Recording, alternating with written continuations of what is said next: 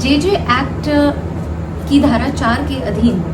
ये राज्य सरकार की जिम्मेदारी है कि वो अपने प्रत्येक जिले में आवश्यकता के अनुसार एक या अधिक जेजेबीज का गठन करे।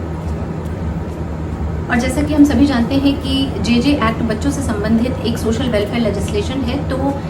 इसके तहत जो भी इंस्टीट्यूशंस या बॉडीज को कॉन्स्टिट्यूट करने की, गठित करने की बात की गई है, उनके कंपोजिशन यानी उनकी संरचना से संबंधित प्रावधान कुछ इस तरीके के हैं कि उनमें अलग अलग क्षेत्रों से एक्सपर्ट्स शामिल हों, ताकि एक बच्चे के केस को होलिस्टिक नज़रिए से देखा जा सके और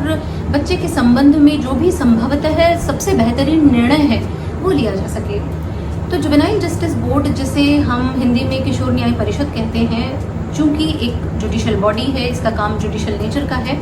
तो स्वाभाविक सी बात है कि इसका जो प्रिजाइडिंग ऑफिसर है वो एक जुडिशियल ऑफिसर होगा। जेजे एक्ट में इसे प्रिंसिपल मैजिस्ट्रेट कहा गया है और कानून ये कहता है कि इस पोस्ट पर एक ऐसे फर्स्ट क्लास जुडिशियल मैजिस्ट्रेट को अपॉइंट किया जाएगा जिसके पास कम से कम 3 साल का वर्क एक्सपीरियंस हो। चीफ जुडिशियल मैजिस्ट्रेट या चीफ मेट्रोपॉलिटन मैजिस्ट्रेट को इस पोस्ट के लिए डेजिग्नेट नहीं किया जा सकता है, ये बात एक्ट में ही क्लियर कर दी गई है। तो प्रिंसिपल मैजिस्ट्रेट जो कि जुडिशियल ऑफिसर है, तो उसकी सर्विस से रिलेटेड जो भी टर्म्स एंड कंडीशंस हैं वो स्टेट जुडिशियल सर्विसेज रूल्स से गवर्न होते हैं। लेकिन जो दूसरे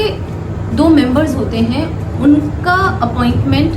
स्टेट लेवल सिलेक्शन कमेटी के रिकमेंडेशन पर स्टेट गवर्नमेंट करती है और इनका जो टेन्योर है वो 3 साल का होता है और इन मेंबर्स को ज़्यादा से ज़्यादा मैक्सिमम 2 टेन्योर्स मिल सकते हैं।